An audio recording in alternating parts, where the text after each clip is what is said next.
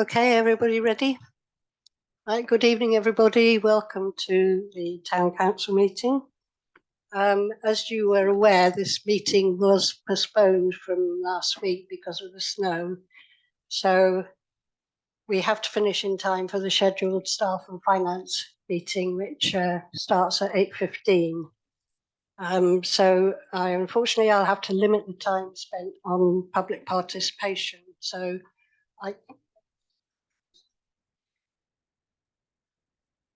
Thank you. So if you have a point to make or you want to ask a question, I must ask you to do it briefly because we have other people joining the meeting at 8:15, so we do have to be finished by then. Can I ask somebody online if they can hear? Rachel? Yes, I can hear you. Thank you. Yes, I can hear you. Thank you, Paddy. Is your apologies for absence? Yes, thank you, Madam Chairman. We've had apologies for absence from Councillor Alan George. Thank you. Right, going to ask for declarations of interest from councillors. Go round each one. Tanya? Nothing that we're discussing, but obviously there's an update I see for the Wilson Skate Park. So as a director was just that. Bob? Nothing I'm aware of. Simon? Nothing that I'm aware of, thank you, Betty. Janet? Nothing I'm aware of. Nicola? Nothing I'm aware of. Roger? Nothing I'm aware of. Sue? Nothing that I'm aware of. Bob, I think you're Nothing, done. nothing that I'm aware of. Paul? Nothing I'm aware of. Tim? Nothing I'm aware of. Paul? Ben? Just the skate park, I know it's only an update, but I am the chairman and director, so I do have an interest and pecuniary interest, just for anyone's kind of clarity. Questions? And I haven't got any either. Right, so I do have a very, very brief chairman's report. As I said, just to update on the Wheels and Skate Park, as I'm sure you know, work on building the long-awaited Wheels and Skate Park is well underway. There have already been many expressions of thanks to everyone who contributed to bringing this all about, which I fully support. I'm sure it will bring a huge pleasure to many, many people in the years to come. I don't know, Paul, if you want to add anything to the update? No? Right. Thank you. Slade Road Play Area, the official opening took place last Friday, March the 3rd. It's Friday before now. It was obvious from the number of children and adults who were having a great time there, it would clearly be a huge success. A special thank you to Tim for proof testing the slide and to everyone who worked on this project. It's received praise on social media from a huge number of people and quite a few from outside Portishead who've written to me and maybe others to ask about the design, where we got it from, and could they copy it, which is all very gratifying. We had a meeting with the Police and Crime Commissioner. That's the week before last now. It was a very long and productive meeting with Mark Shelford and the Chief Inspector for North Somerset, Adam O'Loughlin, plus 3 more colleagues from our local police force. We asked for the meeting primarily to ask for increased police presence in Portishead and to discuss ways of tackling the worrying increase in antisocial behaviour here. The good news is that Portishead are getting another dedicated PCSO and the services of another police officer. We were told that the level of crime in Portishead has actually decreased since COVID. However, we do have a larger number of incidents of antisocial behaviour than other towns in North Somerset, which is worrying.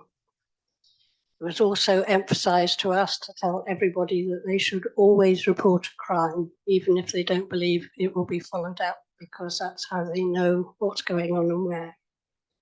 And we were also told that they will always prioritise problems which cause public harm rather than the monetary value of the crime, which may explain why they don't always attend when you would expect them to. So that's all I want to say on that. So public participation. Who would like to speak first?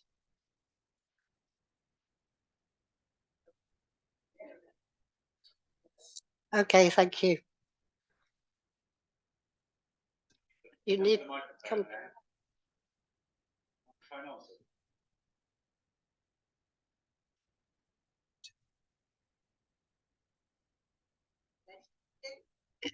Thanks. I did tell your clerk earlier on I have a throat disorder. Oh, okay. I have a throat disorder which is playing up today. I may need to stop during this just for a few seconds. Okay. I'm Jan Probet and I'm here representing Portishead Senior Forum, and I'm asking about the folk hall owned by the town, not the councillor, whose walls and floor space are being taken over by the Heritage Centre with things supposedly of interest, but to who? Following the meeting with Paddy Sterndale and the town clerk, we ascertained that the hall is not open to the public unless you hire it. So what purpose does this memorabilia have? If you have an ambition between you all to open a museum in Portishead, then go and find somewhere suitable. This hall is not yours to give. You should be concentrating on strategies to make the hall more attractive to would-be hirers, not on vanity projects. Are the Heritage Centre being charged for the use of the folk hall as the rest of us are? Is a very large outdoor railway halt box now taking up a corner of the hall being charged for storage, and why is it there? Who gave permission for it? Do you make decisions that are not minuted? Was permission given indefinitely for the Heritage Centre to use the end of the hall, for the walls to be covered with papers, maps and pictures, and for storage of large outdoor objects? Now I see that we have a dedication plaque linked to this. What is going on? There should be just one thing remembered is that this 1869 hall is the folk hall. Don't meddle, respect the history. Are councillors indulging themselves and abusing their position, making decisions for personal projects that they have interest in? From a hirer's point of view, the hall looks cluttered and feels like we are hiring a museum, not an empty hall. Once we turn the seating to face the long wall, our usual layout, we have no screen and have to supply our own. Whereas once we could use the blank wall. No such thing exists in the hall now. Can you supply a screen for hirers using this layout? Then our audience will not be struggling on the ends of rows to see what is going on against the glare from the laminated maps. Our screen is surrounded by the clutter on the walls. If you are hiring an empty hall, then the very least it should be is empty. As with lots of other organisations, we have been badly hit by the 50% increase in cost.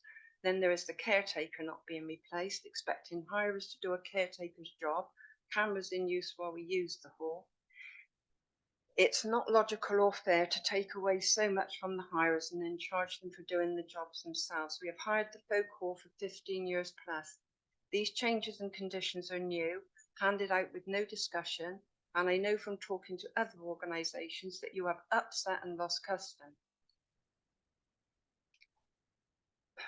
Sorry. And yet Paddy tells me that the halls are practically fully booked. The extra hire costs mean you will be bringing in 50% more take-ins, which added together with the savings on caretaker wages means the hall must now be cash rich. What are the plans for the extra money being generated?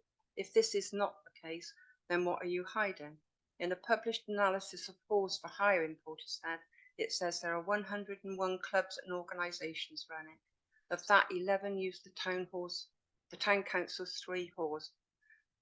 Folk Hall 6, Redcliffe Play 3, Northwestern and 2.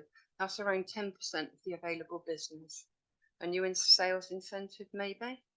Having now decided the forum we can no longer afford to hire rooms for our book club, music club and our monthly committee meetings, we have to ask, what are you doing for the senior citizens of Portishead? I see from your online write-ups that quite a few of you are keen to promote things for the youth of Portishead, but not one of you says anything about the seniors. It is left to the likes of clubs like ours to do what we can for the people who have given so much in their years in this time, to be then treated badly by the very council that should be giving back to them at this stage of their lives. If you are still here after the May elections, will any of you do anything to help, or will you continue to penalise the clubs for doing what we can whilst doing nothing yourselves? When can I expect answers to the questions I've asked tonight?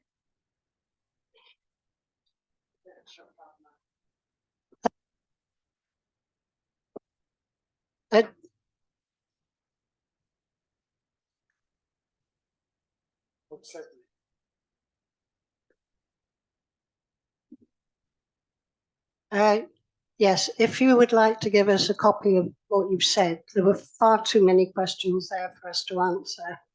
I know that I think we answered quite a few when we had our meeting, but I know that Tanya would like to spend 30 seconds just making one response, but we can't possibly answer all those questions tonight. Thank you, Paddy. I'll be super quick. I was aware that the question about what have we done for old people was coming up, bearing in mind a person who was sat behind me at an event at Somerset Hall at the weekend who was being heavily critical of the council and asked that very same question to her friend, I believe on your behalf. So I had a little look, and this is a very quick list based on things that I kind of could remember. I'm sure there's more. During COVID, we set up a response, or when residents set up a response, we supported that, the majority of whom I believe helped older people. We're supporting the bus problem in Portishead, again, the majority of whom attend the meetings are older people. We've worked with North Somerset Council for increased drop curbs on the Esplanade and safer paths around the lake. We've set up warm spaces, again, often used by older people. There's a tea and tech group set up to help older people learn how to use technology. We've given grants to the Nailsea Community District Transport and CANS, amongst others. The NCDT was mainly used, I believe, by older people. There were menopause events set up, who by their very nature were attended by older people. We ran a Worried About Winter event, again, older people. We recruited a wellbeing coordinator who works across the town, but does a lot of work with older people. We ran some free women and wellbeing workshops and supported a chronic pain support group. We hosted a chronic pain support group, again, well attended by older people. We provide a large grant to the youth centre every year, who run 2 events every week, specifically for seniors. They also run trips once a month. There are also things that we've done for the whole town, which includes the older people, including the cost of living fund, the neighbourhood plan, protecting the golf course and other spaces, the number of community grants we've given out, again, including to CANS.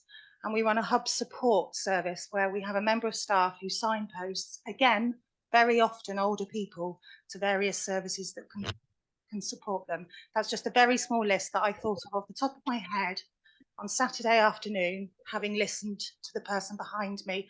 And one more comment, that thing there was put in by the old council, so please don't blame us for that one. Thank you. Thank you, Tanya. Mike, can I ask you next if you'd like to speak? Because I know you asked to speak about the Heritage Centre. Thank you, Madam Chairman, fellow councillors. Mike Johnston, I'm here representing the Gordano Civic Society, and I've lived in and been associated with Portishead for most of my life. For decades, this public space was a large expanse of magnolia painted dated wood chip paper with very little visual stimulation. Now, thanks to the inspiration of Councillor Janet Davey, the late local historian Sandy Tebbit and others, we have this. An attractive tableau recognising and celebrating a timeline, an informative story of Portishead, a town I am sure we are all proud of and to call home. This public hall has, for as long as I am aware, been known as and called the Folk Hall, and will remain so. Whilst the Gordano Civic Society, which was formed in 1956, may well have had an aspiration to create a heritage centre in Portishead, we have no intention of renaming this building or referring to it as such. Yes, there will be artefacts on display. For example, the large map dating from the late 1880s that was previously used as a reference for local house building works by Carey's, the builders. This map was in quite a state when donated to us and was professionally restored by our society at considerable cost, I might add. The society will also house reference documents and other materials here available for public view and research.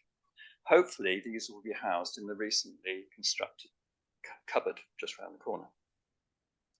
In conclusion, I would trust that any user group in this hall will not be prevented or compromised from making use of this space and will hopefully, whilst here, be appreciating and enjoying the visuals and the added value of this display. Thank you.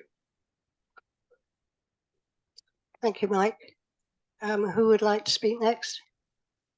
David, thank you. I'm David Thrush. I am a member of the Portishead Senior Forum who met here earlier today. A lot of what I was going to say has been said already by previous speakers, so I'll just keep it very briefly to what really concerns me and us, that this hall appears to be slipping away slowly from being viable as we would wish to use it.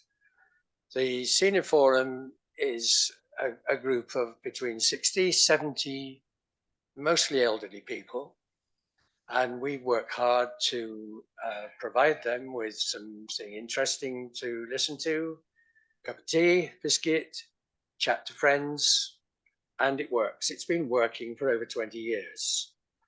And it would be very sad if the changes that are creeping on this hall were to make that an impossibility to continue. And I think, you know, in brief, that's all I need to add to what previous speakers have said. I would add that it's not always apparent that all of you councillors are being totally transparent about what your plans are. And I would like to, on behalf of the forum, to ask any one of you to come along and give us a chat, give us a frank and full rundown on how you see the future of this hall. So that's about it, I think. It's not what I planned to say, but it'll do. But, oh, one last thing. I know that there is an audio loop in the hall. In fact, there's one small sign over there by the amplifier. It's really not very well publicized, one small sign, and it may well be very helpful to people with hearing loss. Can we have a few more around so that people know it's really there? Thank you. Yes, I'm sure we can do that, and I'm sure somebody will be happy to come and talk to your forum. Oh, Leslie, would you like to speak next? I would, if that's okay, please.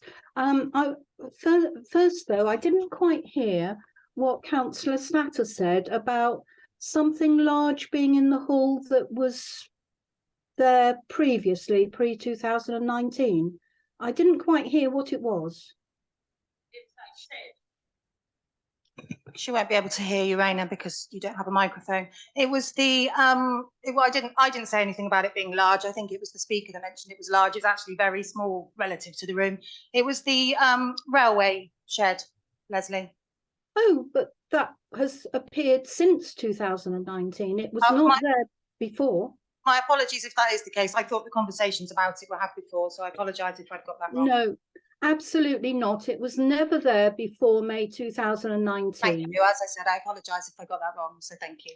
Yeah, Okay. What I wanted to ask about, which is a major concern, is about our lack of a post office. And I noticed you'd commented on it in a previous meeting, and in the minutes it says you have delegated it to the MP.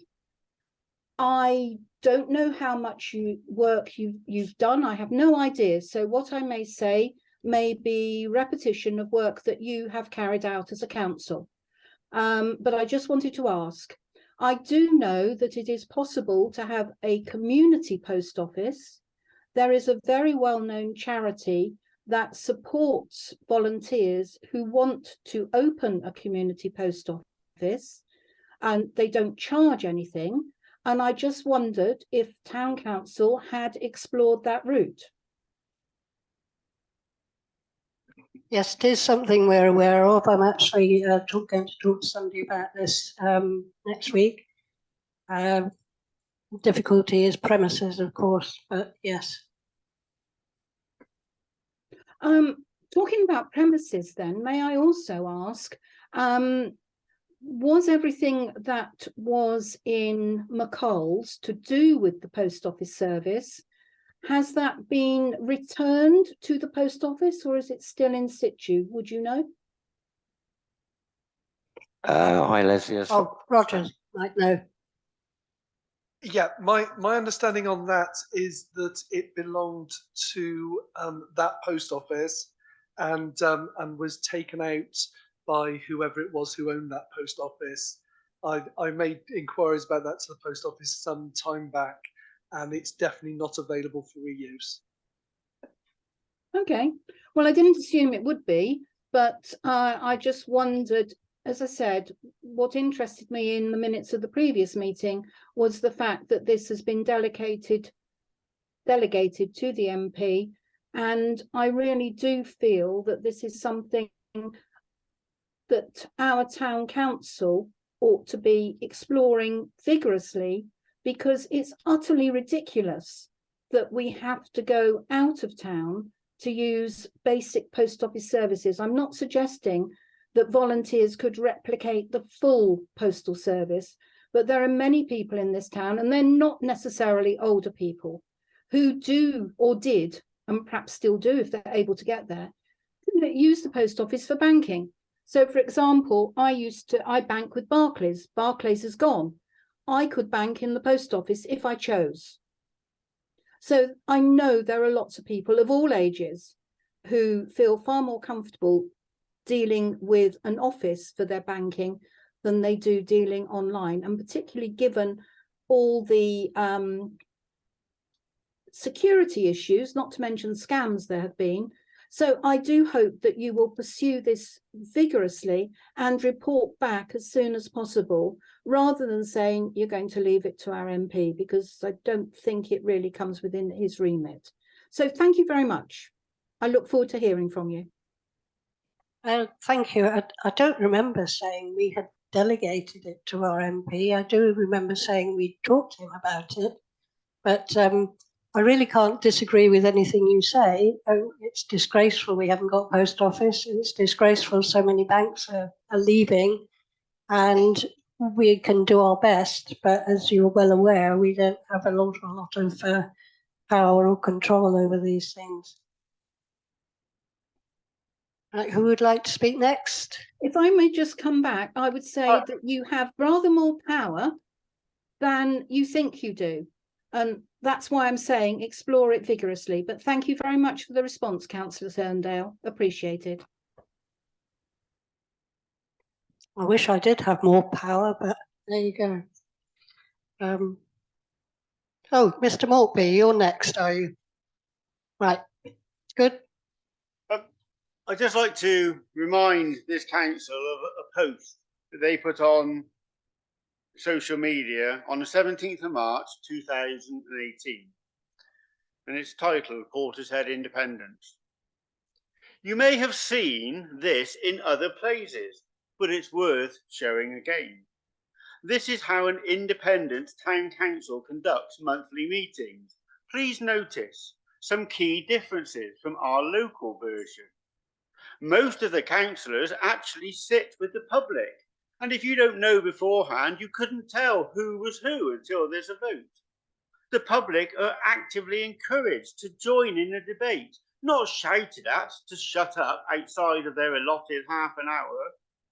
Our current council will tell you that this is impossible, and they are bound by standing orders and procedures.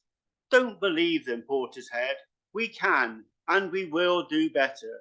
And it's signed by the Pro-Dem team. Is that going to happen this term of office?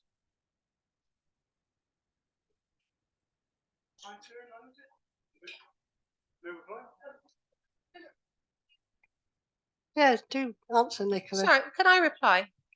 Sorry, Mr. Maltby, as someone who's been sat with you all before and now during this administration, I think that the general public have had far more input, and we have allowed discussion and debate during meetings, not just during public participation, than ever was had before, ever.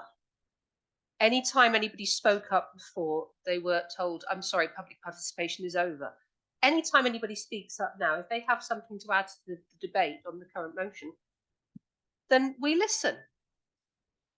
That's what we're about, listening. Thank you. Thank you to Councillor Slatter. I just have the right to reply to that. I'm afraid we'll have to agree to disagree with that, because that's not my impression. Normally, this place is like the Marie Celeste, because the council have driven everybody away. Nobody wants to come. Nobody wants to come. You've had the council meetings, and it's normally like a Marie Celeste. It's me and Ken sat here. Thank you. Yes, our opinion is that people don't come because they're happy with what we're doing, so they haven't got anything to complain about. Yes. Yeah.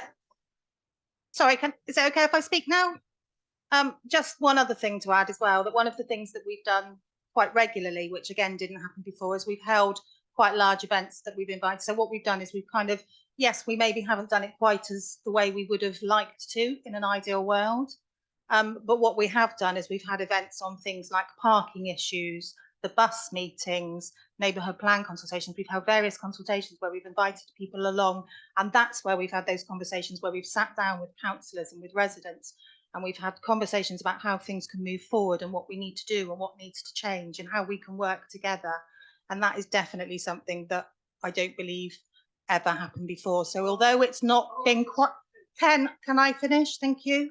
Although it's not quite been how, you're right, Paul, it's not been exactly how that particular post well over a year before we actually got elected, and when we weren't even called what we're called now.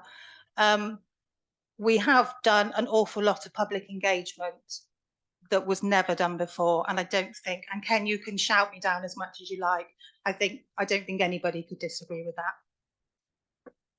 Thank you, Tanya, and we have no shouting down.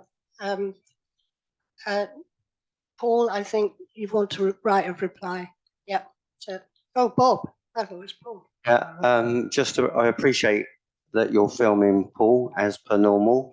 But obviously when you pass that on to Annette and she posted it on YouTube, maybe you should look at the YouTube videos over the countless years that she's been posting, and you'll actually find that the Marie Celeste of the Town Council Hall is actually quite a bit. And the funny thing is, in 2018, when the independents started coming to meetings for over a year before they were elected, that's what bumped up the amount of people. And if you check on your videos, you'll actually find that out. Thanks, Bob. Anybody else? Yep.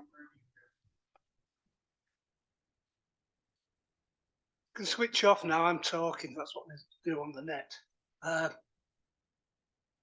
Eye contact important. I noticed when the First Lady was speaking, very few of you made eye contact with her.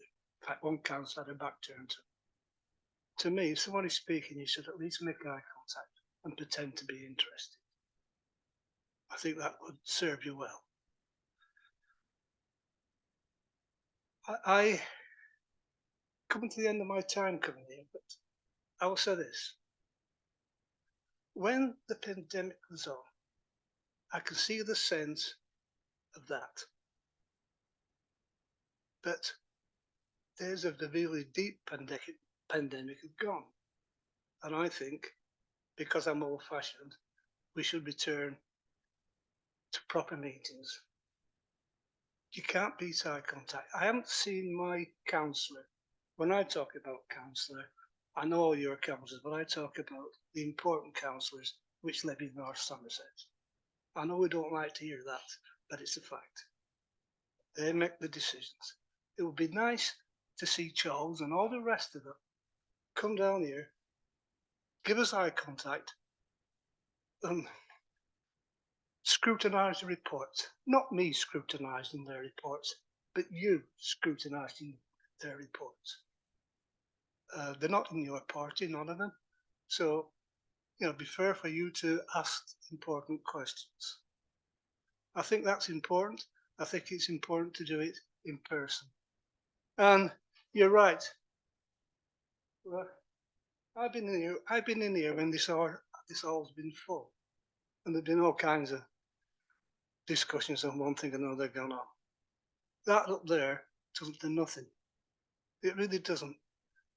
You're not being seen by the people you represent. And by the way, there were lots of meetings outside of this meeting. This meeting is supposed to be the premier meeting of the council.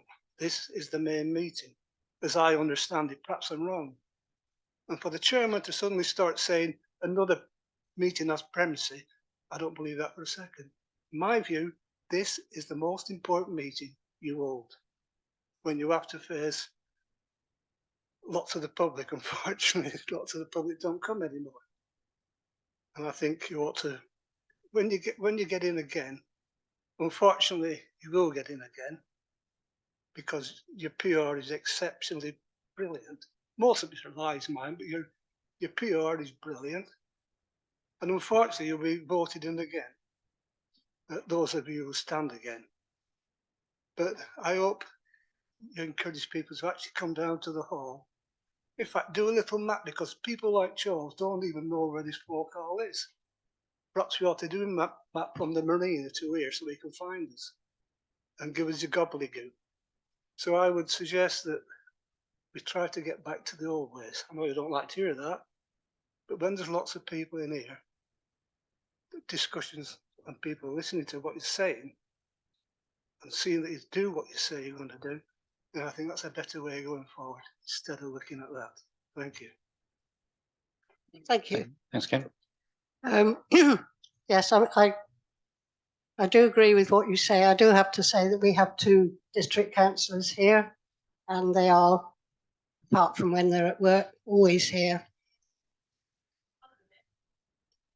Yeah, Nicola.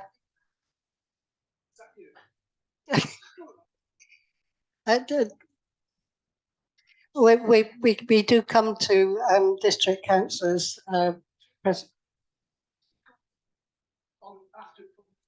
Yeah, sorry about that. Well,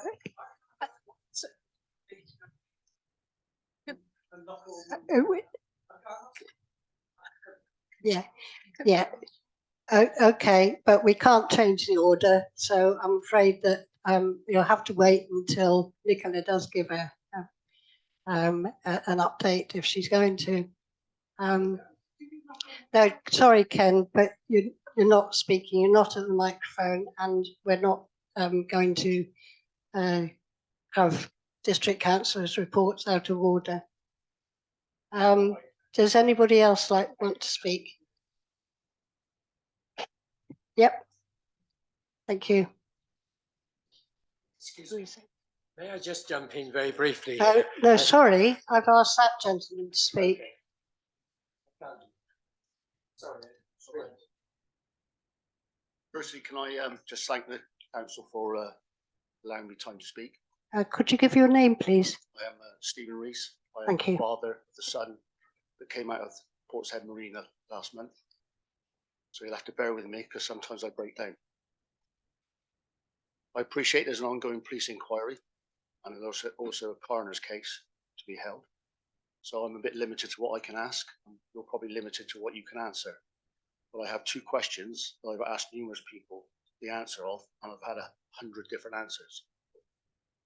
I don't know if you've walked along the marina recently, but there are flowers where my lad was found, and they will remain there until his funeral next month. I would like to ask the council, who is the owner of that footpath? Who maintains it? Who looks after it? Who has the final say on whether railings should be there or should not be there? I've had numerous answers. I don't know who it is, but I'm led to believe it's North Somerset Council. If anybody can answer the question. The landowner on that side is Persimmon Homes, so it would be them. So I think the coroner will no doubt write a report and advise on what needs to be done. That's the site by the school. Yeah. But I met with the Seafronts and Parks manager from North Somerset Council, who told me this North Somerset's. Again, I'm sorry, which side? The H&W side is the side where the school is. The Parish Wharf. Parish Wharf side is owned by North Somerset Council. Sorry, that's my mistake. Yeah. Does that mean that North Somerset has the final say on whether or not barriers or more barriers should be erected along that stretch? I'm only interested at this moment in time along the 100 or so yard stretch from the school. Yeah, obviously, so kind of background, I work in health and safety, so that's my job. So obviously, firstly, condolences to you and your family. I think it's a really hard question to answer, in all honesty. That's not what you want to hear, I know. But there are a number of things and processes that have to go through the whole scenario. Obviously, the coroner's now got it. The coroner will ask for a number of pieces of information. Part of that information will be around a risk assessment. So has a risk assessment been done? Has it been updated? And when the last incident actually happened, which I believe was on that same side, was the risk assessment also reviewed at that time to make sure it was doing what it needed to do? To make sure any incidents that do happen, are caught. So that's some of the information that the coroner will be asking for. So he'll be asking that from North Somerset Council, Persimmon Homes. Obviously, Anna would have thought both by the fact that between all three of them, they do own different plots of the land around the marina. So once they've kind of then put that together, they will then look about if anything can or can't be done to be improved. Because ultimately, when the marina would have been built, it would have been a risk-based approach. So where the railings are now, they would have looked at it, done the risk assessment, and said, right, these are the higher risk areas. Therefore, we feel that this is where the barriers should be, and these areas could be open, for example. Now, I've not seen the risk assessments. I don't know what they look like, so I couldn't obviously possibly comment on them. So I think, from my point of view, as I was looking at it, I've come up with a number of suggestions. I'm happy to have a conversation with you offline. I don't think it's right that we discuss it here, personally. But I think there are things that could be done. But I think ultimately we do need to wait to see what the coroner says and what he's looked at on his findings. Because there'll be a lot of information that he's gathering. But it could be around the risk assessments, the lighting, the whole area. There's a lot of information they will put together. So I think we have to wait that and let that scenario unfold itself and then see what they say. And once that's been done, then the council hopefully can get involved with North Somerset, Persimmon Homes, and then try and come up with a solution to move this forwards. It's not the first time there's been problems, and it's not the first time that things have been asked, can we do something there? But I think we've got to look at this from a common sense approach, see what can and what can't be done. But I say, until the information's there and all the facts are laid out by the coroner, there's not a lot that we could say. Okay, thank you. Because my second question was, when was the last risk assessment for Portishead Marina's walkways? That's again a question I generally couldn't answer. That is what the coroner will be asking for. Okay, so that's one piece of information. They will need to see that information. I spoke to the coroner's office this morning, and they've applied to North Somerset for the answer, and as of yet, they haven't had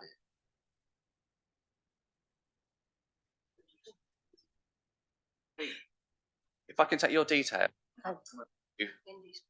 Yeah. So if you're happy, I'm happy to come and meet you and have a conversation offline with it, if you're happy for me to do Sorry, that. sorry. What is your role then? Because I speak to Paul Hillman from the Parks Department. at North I'm Somerset, just a town councillor. and he's told me that if I have any queries to go through him.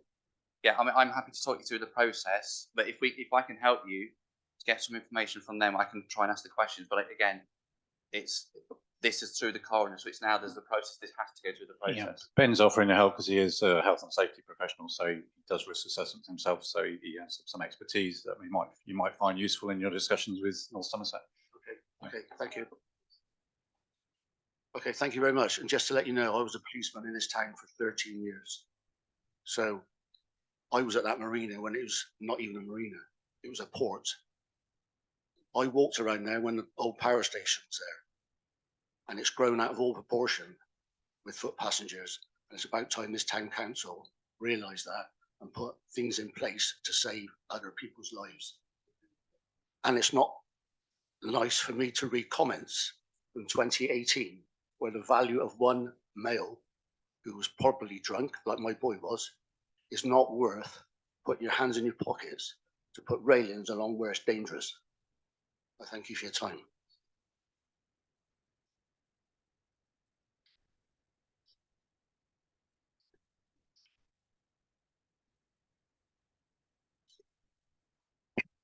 I think we must move on with the agenda because we've got quite a lot to get through in half an hour. So the first item on the agenda for us to discuss is the cost of living emergency funds. The first recommendation is about the £10,000 that was remaining in last year's or this year's grant budget.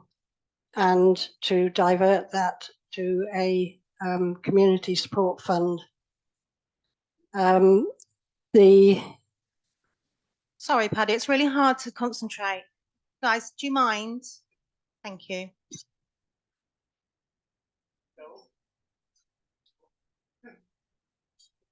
It's very difficult doing this job, and I really don't appreciate people making jokes about it. So the full funding for community support cannot be released until the 1st of April 2023, and we must comply with our own financial regulations and other legal implications. So in order to approve the recommendation from the Community Matters Committee, which was made on the 23rd of January 2023 to transfer funds from one budget to another, which is the remaining funds of approximately £10,000 to be released to provide funds to assist with relief for the cost of living crisis for Portishead residents. And to note that a working group comprising councillors Aldridge, Davey and Churchill, supported by the Wellbeing Coordinator and the Town Clerk, has been set up by the Community Matters Committee to approve the release of funding. Do any councillors wish to speak on this? Nope. I think it was mostly discussed at Community Matters. So the recommendation is from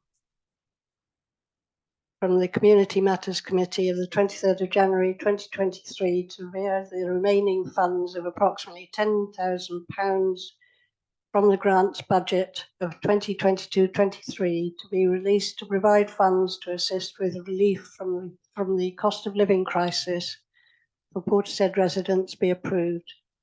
And to note that a working group consisting of, Ben, Janet and Paul, supported by the Wellbeing Coordinator and the Town Clerk, has been set up by the Community Matters Committee to approve the release of funding. So can I have a proposer for that? Thank you, Bob, and a seconder. Thank you, Nicola. All those in favour? Thank you.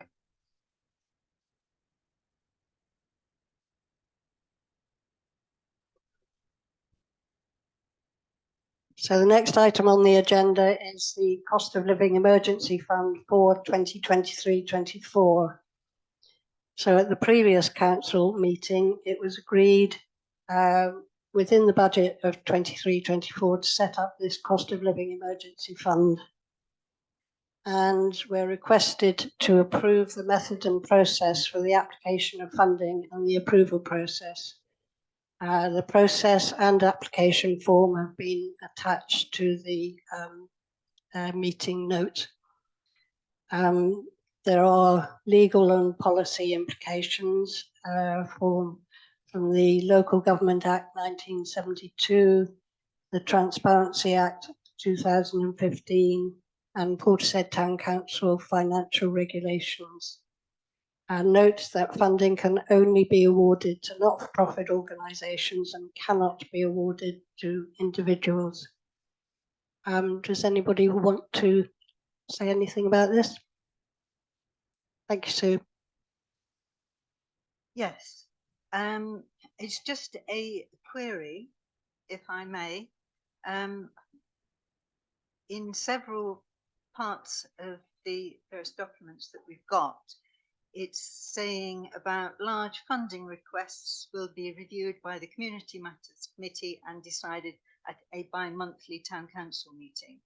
I think that we should take out the words bi-monthly and just put town council meeting, because that way, if ever the actual timings is changed in the future, then there is no need then to change this either to monthly, to quarterly, or whatever. I think that's a very good idea. And in fact, bi-monthly is ambiguous, because to some people it means twice a month, and to some people it means once every 2 months. So I think that's a very good idea. Thank you. Nicola. With regard to the guidance notes in the documents about the cost of living fund, it says here that at the top of the list, eligibility. Can't see what page, sorry. Portishead Town Council are keen to receive requests from the following applicants from or on behalf of the individual requiring a one-off emergency support. I understand the one-off emergency support, but I thought we weren't allowed to take requests from individuals.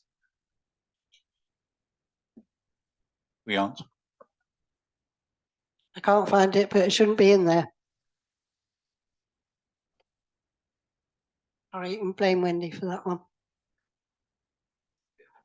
I think in all fairness, it's meant to be individuals through organisations. It's just a wording.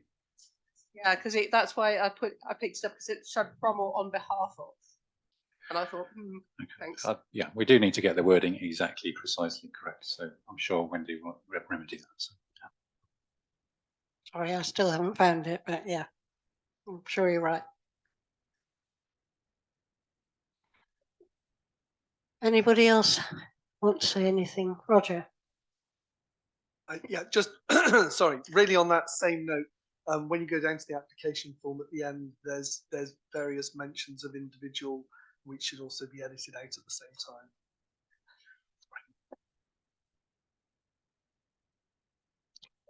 Thank you. We will make sure they are. Otherwise, I'm sure you will let us know. So with those adjustments, that's if nobody else has anything to say. Nope. The recommendation is to approve the method and process for the application of the Cost of Living Emergency Fund 2023-24 and to agree the approval process for the awarding of funds from the Cost of Living Emergency Fund 2023-24. Can I have a proposer, please? Ben, thank you. Seconded by Janet. All those in favour? Thank you. Right, now we come to North Somerset Councillors' reports, if you have anything to report. Thank you, Nicola. Well, I don't actually. I was ill for most of the month, so I missed the main meeting. Tim, did you make it? Were you working?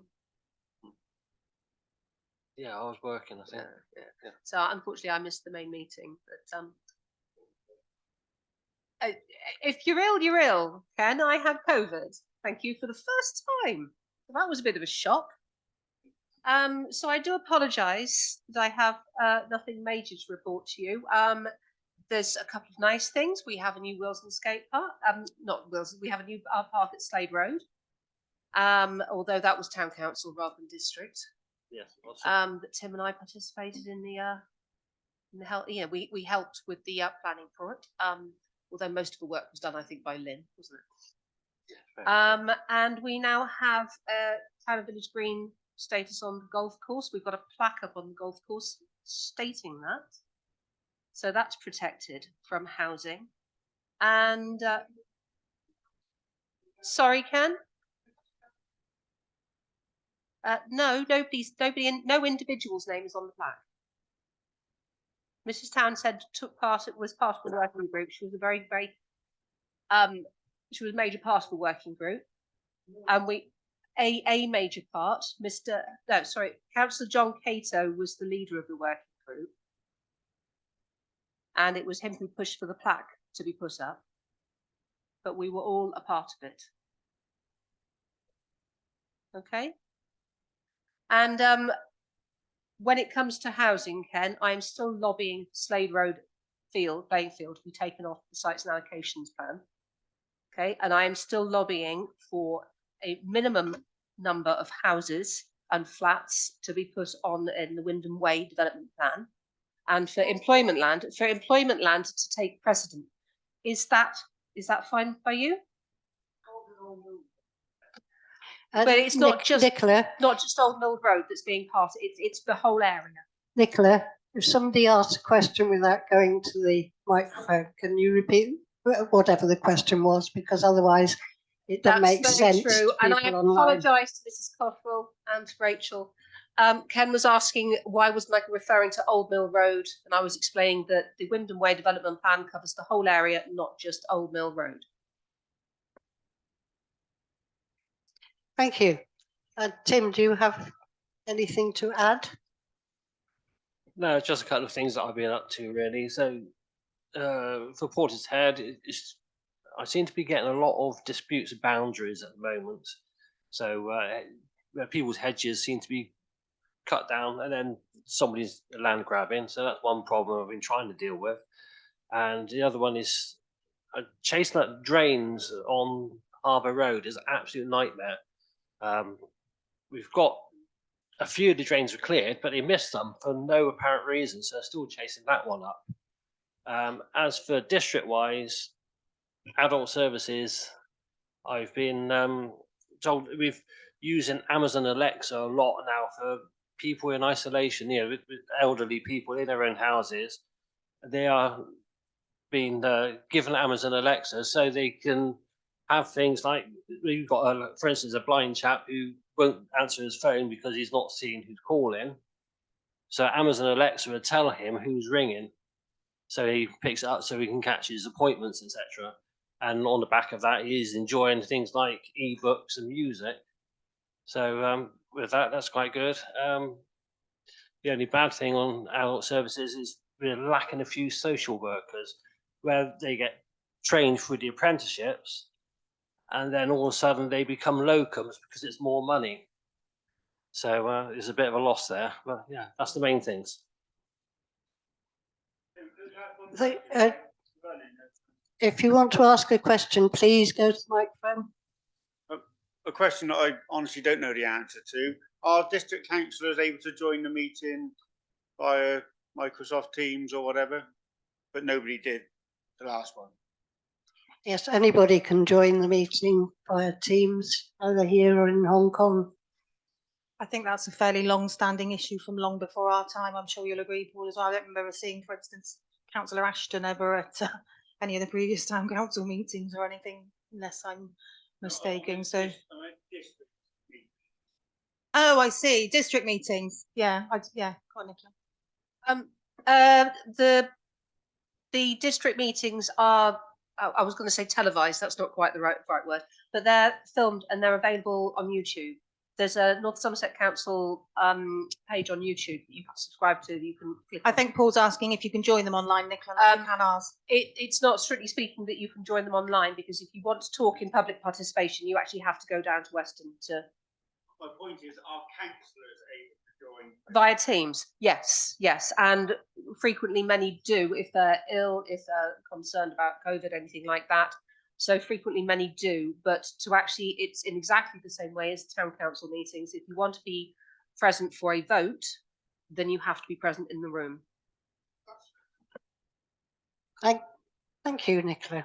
That's clarified that one. By the way, Honourable Ashton, Ken, if nobody will hear you, unfortunately. Oh, excuse me, do you mind being polite? Right, the next item on the agenda is to consider and approve the minutes of the last meeting. The minutes of the last meeting have been attached. I think Wendy's made a few changes, minor typo changes and a few name changes. So the recommendation, has anybody got any comments on the minutes? Nope. Yes, Sue? I did see it and then it disappeared again. Sorry, I'm just trying to. I noticed that Rainer Knight's name was incorrect. Yes, we've corrected that one. Lovely. Thank you very much. Yeah, Thank you. there were a couple of typos. So for members to consider and approve the minutes of the full ordinary council meeting held on the 11th of January 2023. I will abstain because I wasn't there. Can we have a proposer, please? Thank you, Simon. Seconder. Thank you, Roger. All those in favour? What does that mean? So I will sign the minutes after the meeting. Next item on the agenda is all the finance stuff. So over to you, Bob. Okay, as is typical, I don't plan on going through every sheet of paper that I've got in front of me because we don't have the time and it's not relevant. As you know, Ken, I will give you a printout version of any figures that you wish to have, as I've done in the past. So I would ask that you just take the recommendation, the list of payments, bank reconciliations, income and expenditure statements, and internal audit reports are approved. Anybody got any questions? Sue? Yes, I was having a look at these before I left home, and I had a couple of queries, which I apologise for not picking up before, but I only read it sort of just before coming out. In the Lloyd's statement for the 13th of December, there was, I'm going to pronounce this wrongly, is Shan, that's the one. There is an amount of £112.50, and then under Unity Bank for the 12th of December, there is the same name and the same amount. Are they duplicates?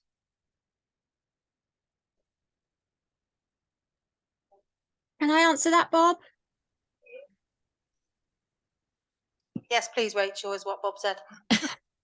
Yeah, no, they're not duplicates. The total price was the 224. It's just we paid a deposit and then Nikki asked us if we could pay the full amount. So the payments went, Sharon did a second payment for me on the same day. Thank you very much. I then have another one, which was lunch boxes for Tea and Tech. This is also under Lloyd's. And then under Unity Bank, it says Christmas lunch boxes for Tea and Tech. As they were both sort of in December, I just wondered if there was, well, not necessarily that they were duplicates, but I mean whether there was two Tea and Tech in December. No, there wasn't. I can check that. I mean, I don't know whether Rachel's got an actual answer to that, but I can certainly check and let you know. Thank you very much. And I think I've just called them different things. I think it's the same thing. Okay, okay. And then finally, under Lloyd's business account, it says Roderick's Dental, £33.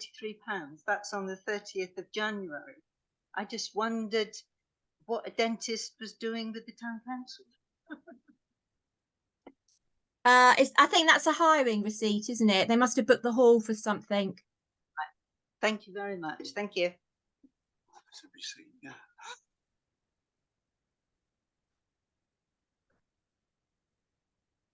New council service will take your teeth out.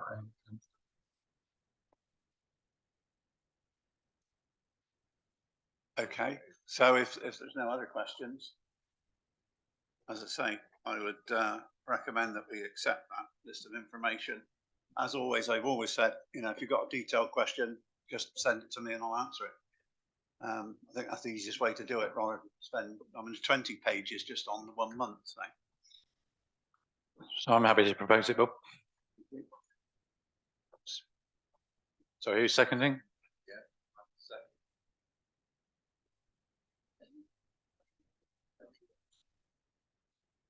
Yeah.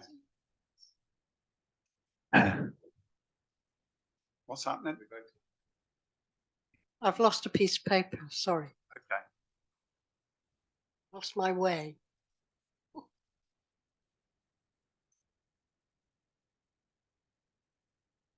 Right, how far did you get? Sorry.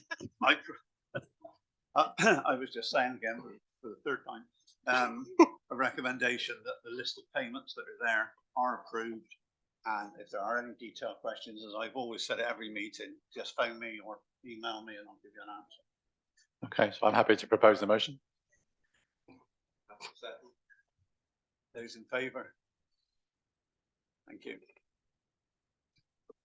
And the next item on the agenda is also yours, Bob. Yeah, it's quite straightforward. The government changed some rules, so we want to abide by them. So there's a recommendation that financial regulations are amended to bring them in line. Any questions? No? Can I have a proposer? Tanya, recommended by 3 people on my Nicola. Those in favour? Those in favour? Thank you.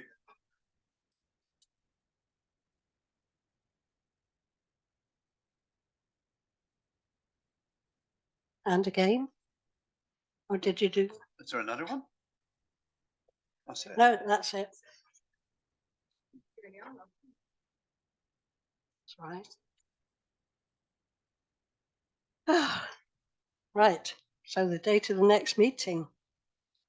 There is an extraordinary town council meeting to look forward to on Wednesday, the 12th of April, 2023. And I will close the meeting at 8:05, which gives us 10 minutes for a break before we start the next meeting. Thank you, everybody. Thank you for coming.